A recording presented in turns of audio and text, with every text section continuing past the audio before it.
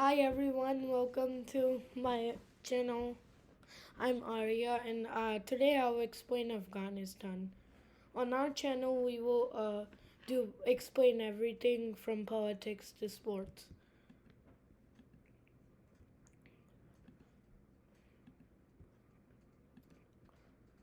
Yes, so this is a official name, flag and coat of arms, emblem, seal, and country ball.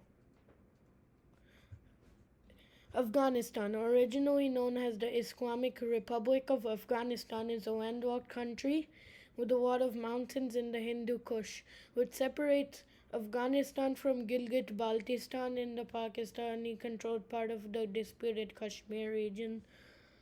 Afghanistan borders the Chinese province of Xinjiang to the northeast, all of Pakistan in its controlled area in Kashmir region, Iran or Persia to the west, and borders Turkmenistan, Tajikistan, and Uzbekistan to its north. Its peoples are its people are called Afghans, not Afghanis or Afghanistanis. What the flag and emblem stands for. The black on the flag stands for its dark history. The red for the blood lost and the green for agriculture and or Islam. The emblem has the Afghan flag on a building, which is most likely a mosque or masjid, with pulpit inside of it and a wheat semicircle, which underneath that has the Hijri calendar of Afghanistan and Iran, which is written 1298 in the calendar, or 1919 when it gained independence from the UK. On top is written a sacred Muslim text called the Shahada. Afghanistan has a state religion. This makes it one of the few countries to have its flag in its coat of arms, have a building on the flag, and have their coat of arms on their flag. Linguistics. Dari, the Afghan dialect for Persian or Farsi, is the most spoken language in Afghanistan. However, Pashto is also spoken a lot in Afghanistan, and so is Balochi, Turkmen, Uzbek, Tajik, and Nuristani. Dari and Pashto are the official languages in Afghanistan. Dari is written in the Perso-Arabic script, which is written right to left. It and Tajik are just dialects of Persian or Farsi, which were spread mostly due to Persian expansionism earlier in history. Tajik in Afghanistan and Tajikistan is written in three different scripts. Latin script, mainly using Turkic letters like Ch. The Cyrillic script, which was mandated by the Soviet Central Government during the Soviet era, and the traditional Perso-Arabic script. Balochi is written with Arabic script and used to be Romanized by British soldiers deployed in Central and South Asia. Afghanistan is also called Afghanistan, Afghanestan, in Dari and Afghanistan in Pashto. Many Afghans are bilingual. Geography and climate. Afghanistan is landlocked with no connection to the sea. It is the 40th largest country in terms of size. It is part of South Asia, though other people dispute this claim, and they claim Afghanistan is a part of Central Asia due to the large number of Tajiks, Uzbeks, and Turkmen living in it, and it's close to it, or the Middle East due to the Arab influences. Basically in the north, it is very mountainous as the extension of the Himalayas. The Hindu Kush stretches from Tibet to parts of Tajikistan and includes the Pamir and Karakoram mountains. The Hindu Kush ends in the west central highlands, creating some plateaus near the north of this leaf-shaped country. In the south, there is the desert in the transnational Balochistan region, which covers Pakistan, Iran, and Afghanistan. So in the northern areas, it is mainly cold due to the Hindu Kush, and hot in the south and central areas. History. Afghanistan's history is very old, as artifacts from prehistory ages suggest that it's 50,000 years old, and its farming communities were one of the first in the world. Artifacts found in Afghanistan by the 20th century are of the Paleolithic, Mesolithic, Neolithic, Bronze, Stone, Iron, and Ice Ages. An ancient city near Kandahar and the Kandahar province called Mungidak was this cultural heart and capital of Helmand. The Indus Valley civilization stretched into small parts of Afghanistan and its Persian speaking neighbor Iran. The IVC covered northwest India, northeast Pakistan, and southern Iran and Afghanistan. Semi nomadic Iranic people called the Aryans migrated from Europe and more specifically the Caucasus into Central and South Asia. Central and South Asia was called the Ariana region by scholars. Some scholars and Zoroastrians believe that the Iranian prophet Zoroaster founded Zoroastrianism in Afghanistan, since they believe he lived and died in the city of Balkh in modern Afghanistan. History continued. The Silk Road made Afghanistan a crossroad between Persian, Arab, Byzantine, Greek, and Indian and Chinese influence.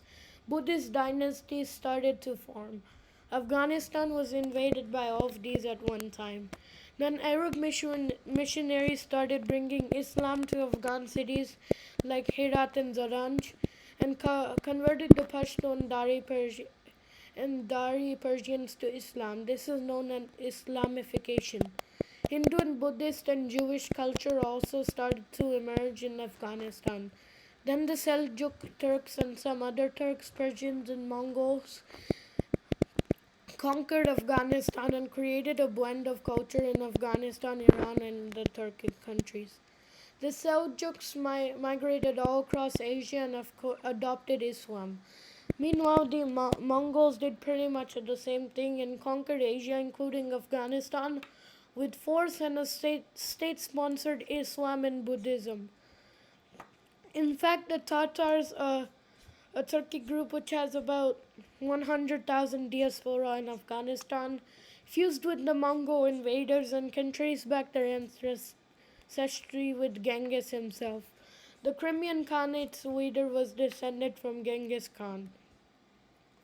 History continued. It was ruled by the Safarid, Samanid, Ghaznavid, Ghurid,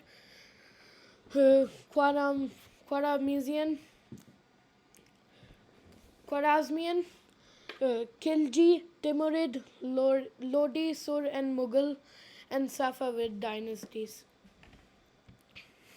A Pashtun named Mirwais Hotak declared southern Afghanistan independent and named Kandahar its capital. This was called the Hotak dynasty. The flag just had black and nothing else. Then Ahmad Shah Durrani or Ahmad Khan Abdali established the Durrani Empire with the capital remaining Kandahar. It expanded northwards and made Kabul the capital, with the winter capital being the city of Peshawar in modern-day Pakistan. Sikhs captured Peshawar in a war in Afghanistan became weak, so it became the buffer state between the Russian Empire and the British in the Great Game, which Britain wanted the then Emirate of Afghanistan to become a protectorate and make the Ottoman Empire, Qajar dynasty of Persia, Emirate of Bukhara, and the Khanate of Khiva into buffer states so that they cannot expand and they can keep control and protect its possessions in South Asia. It also did not want the Russian Empire to gain territory in the Persian Arabian Gulf or the Indian Ocean, since they feared they could get the entire South Asian region, with most of it being British controlled except for Nepal, Bhutan, and what is now Sikkim and the southern states in India. A bunch of dynasties followed after, and the British arrested Dost Muhammad Khan, who was the Emir of Afghanistan. Modern history. Afghanistan's King Habibullah maintained neutrality during the First World War. The Central Powers wanted Afghanistan to join them and attack its neighbor British India, but Afghanistan refused, and its people were unhappy that they remained neutral since that would mean going against the British. Habibullah got assassinated, and a person named Amanullah Khan gained power and declared a third war on the British by passing into the British Raj via Khyber Pass. The Emirate of Afghanistan won the Third War and got granted independence through the Treaty of Rawalpindi. He wanted to establish diplomatic ties with more powerful countries. He got inspired by the Turkish leader Mustafa Kemal after the war and wanted to make compulsory education and modernize the country. Amanullah also ended slavery. But the ban on head coverings angered religious leaders and scholars, and that led to a civil war for from 1928 to 1929, and the capital Kabul was captured by Safavists. Then the prince killed the Safavist leader and became king, and the prince got killed by a pro-Amanullah Hazara. Afghanistan sought good relations with Axis powers in World War II. Then the prince's son became king until he was deposed in 1973. He created prime minister position. Muhammad Dawood Khan was PM for 10 years and sought better relation with USSR and was a Pashtun nationalist, which made Pakistan and India angry. Afghanistan was neutral in the Cold War. Dawood Khan launched a coup d'etat, which ousted the king, and the monarchy was abolished. Then the People's Democratic Party of Afghanistan seized power in the Saur region revolution, and civil war broke out between the Mujahideen and the PDPA. Modern history continued. The US and Pakistan backed the Mujahideen since they both disliked communism. The Soviet Union started to collapse due to internal issues, and Gorbachev wanting to negotiate with the Americans, give more autonomy, and stop intervening in conflicts. Afghanistan was a client state of the Soviets under the Marxist government, and so it became weaker. It collapsed right after the Soviet Union dissolved, and Mujahideen started forming radical Islamist fundamentalist groups like the Taliban, which cooperated with other ones. Two civil wars broke out, and then the US and most of its allies intervened in Afghanistan since they were angry the regime was not handing people a planned attacks in many countries. Pakistani leader Pervez Musharraf sent troops against the Northern Alliance, which distanced it from its allies who supported this group. Afghanistan then elected its first president since the regime got ousted from power. Then insurgency was launched. Peace efforts have been tried, but the insurgency is still present. Many NATO countries who intervened without UN consultation are now withdrawing their troops. Demographics and religion. The Pashtun or Afghan make up about 42% of Afghanistan's population, and Afghanistan is home to the second largest Pashtun population, with Tajiks making up 27% of the country's population. Uzbeks and Hazaras each make 9%, and Aimak and others make 4% of the population. Turkmen make 3% of the population, and Baloch make 2% of the population. There are more Tajiks in Afghanistan than Tajikistan itself. About 99.6% of the population, the third largest percent in the world after Mauritania and Maldives. There are 99.6% of the population is Muslim. Others are also present, like about 1,650 Hindus and about 500 to 8,000 Christians and one Jew. About 90% of the Muslims are Sunni, while 9 is Shia. Only 26% of the population is urbanized, with one of the lowest urban rates in the world. It has the 41st highest population in the world, but many are fleeing to Pakistan, Iran, United States, Ukraine, Russia, Uzbekistan, and India.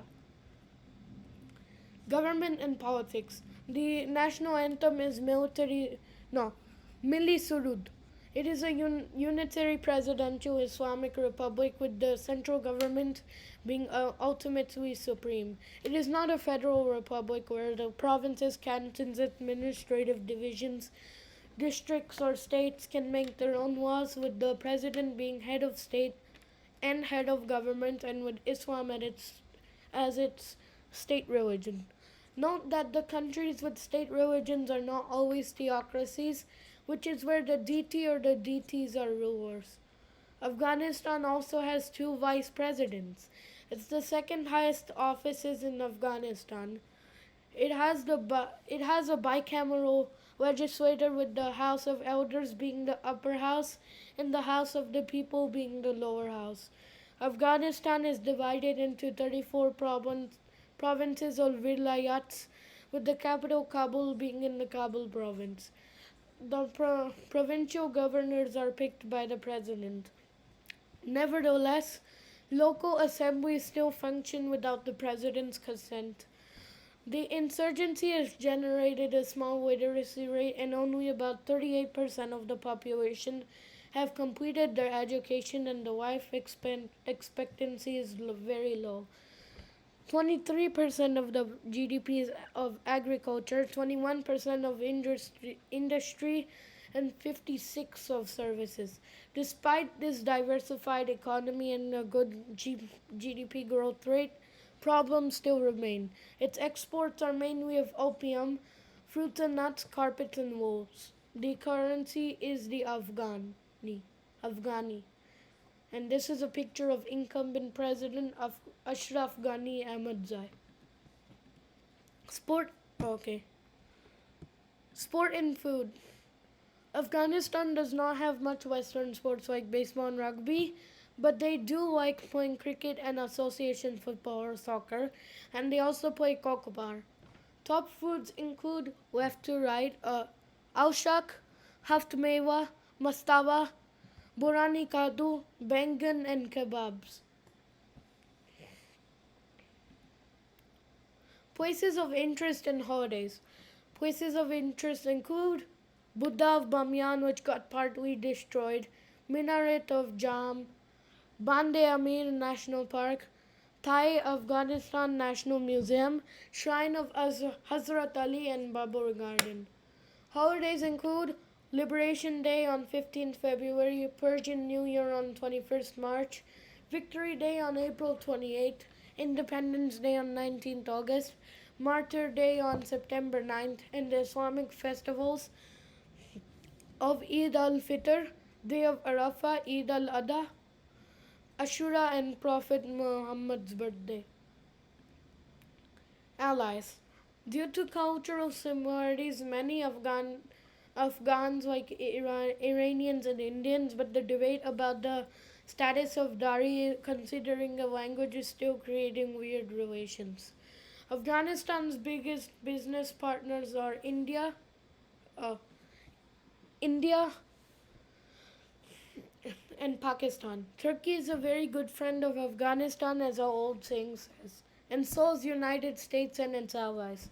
It is also friends with its Central Asian neighbors due to Uzbeks, Tajiks, Turkmens, Kyrgyz, and Kazakhs forming a huge minority. It is also good with its South Asian counterparts, though with Pakistan relations are very confusing since both are Islamic republics and members of SARC.